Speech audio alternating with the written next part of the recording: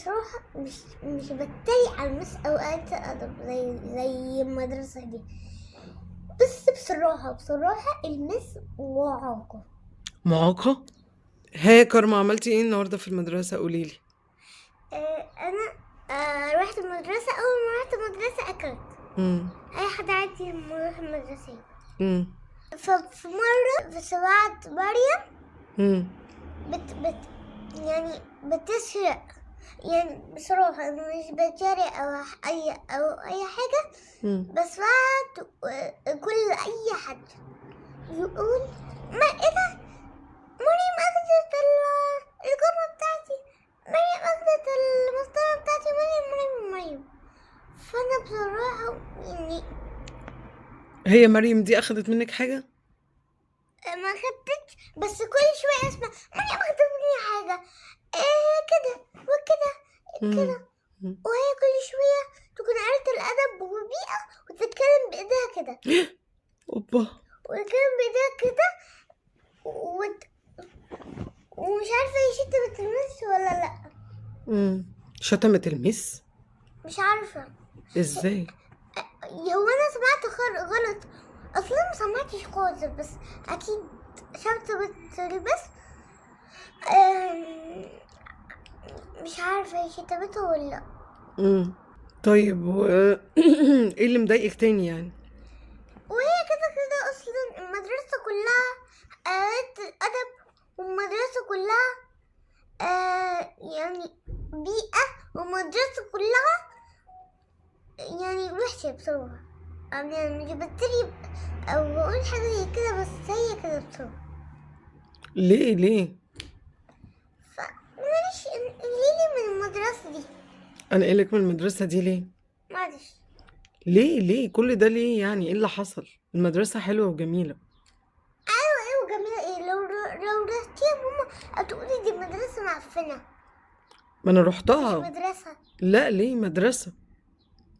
امال انت ايه، بتروحي المستشفى؟ بتروحي مدرسة؟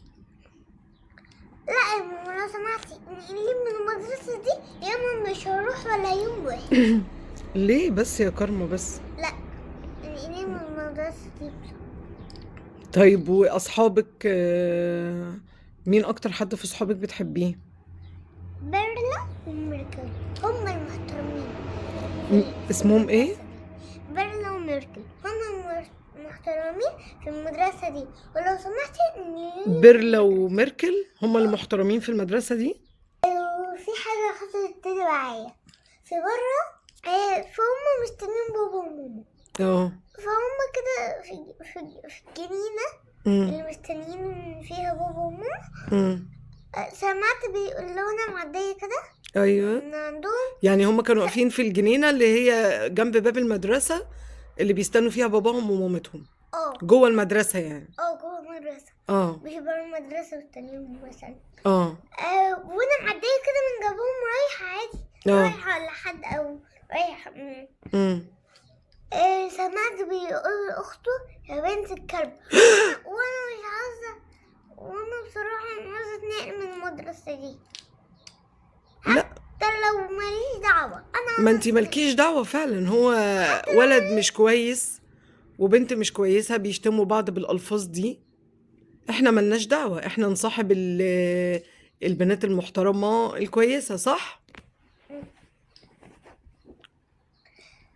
فكده في حاجة تانية، بس لو سمحتي يمين من المدرسة دي.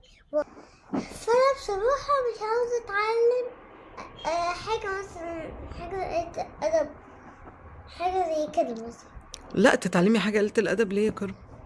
فأنا لو سمحتي نيجي من المدرسة دي، يعني مش عاوزة أتعلم حاجة. بص أنا بصراحة مش بتريق على المس أوقات أدب زي المدرسة دي، بس بصراحة المس معاقة؟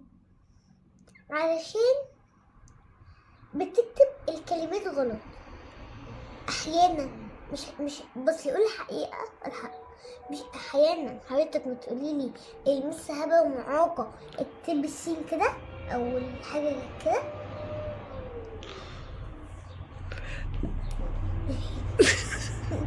قالوا لي راجل. وفي حاجة حصلت تاني معايا في مرة. كان في ولد اسمه حمزة شقي خالص وكده. هو راجل معايا في المدرسة. فهو ايه؟ هو راجل معايا في المدرسة. راجل؟ يعني ايه راجل؟ معايا شاب يعني. شاب؟ يعني ولد. هو معاكي في الكلاس؟ يبقى راجل ولا شاب؟ ده طفل صغير. هو انت عندك 20 سنة ولا ايه؟ هو شقي وقليل الأدب. ليه كده؟ فهو عمل لي في وشي كده الحركة دي. اوبا. واتوجعت جامد. فانا مرضتش اقول حاجة. طب عمل لك كده ليه؟ مش عارفة. طب فين عمل لك كده؟ في الكلاس ولا في الجاردن ولا في البريك ولا فين؟ في الكلاس. طب ما قلتيش ليه الميس؟ ما هو انا قلت للميس انا مش يا اما قلت للميس يا اما ما قلتش، فانا مش فاكره بصراحه. تقريبا قلت للميس تقريبا. بس وقالت لك ايه ولا عملت ايه؟ ما انا مش فاكره، او انا قلت لها ولا سيبك من اسيبني من الموضوع ده. ايوه طيب لو سمحتي قليمي من المدرسة دي. احنا ملناش دعوة وفي حاجة تاني. ايه؟ في مرة صاحبتي واحد اسمه عمر شقي جدا وقليل الأدب. قليل الأدب أكتر من الحمزة ده. يا ده انت كده عندك كذا حد بقى شقي وقليل الأدب. فقالت صاحبتي قالت مين اللي قالت؟ قالت صاحبتي إيلين. اسمها إيلين؟ قالت صاحبتي قالت راح هو قال الشارع اللي وراه. أحيه. قلة الأدب دي فعلا. هي قالت شد الأندر اللي وراه.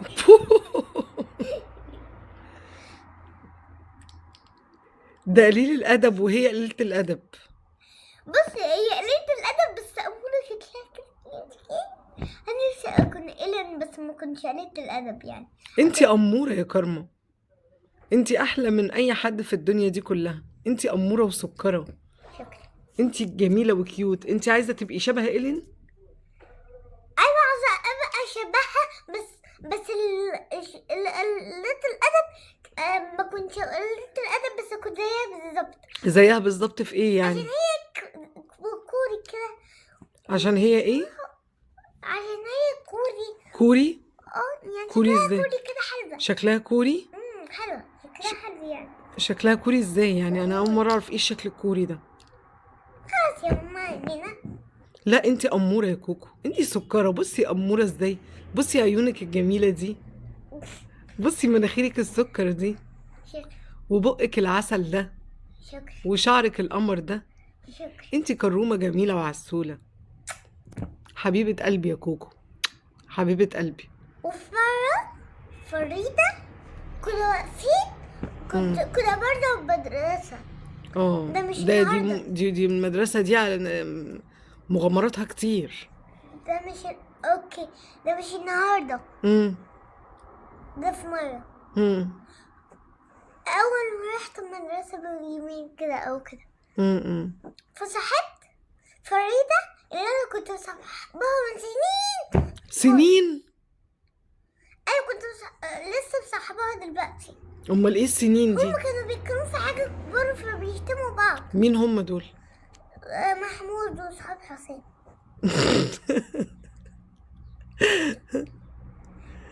فريدة عملت إيه بقى؟ ففريدة شتمت معاهم. الله الله الله الله الله. ده كلام.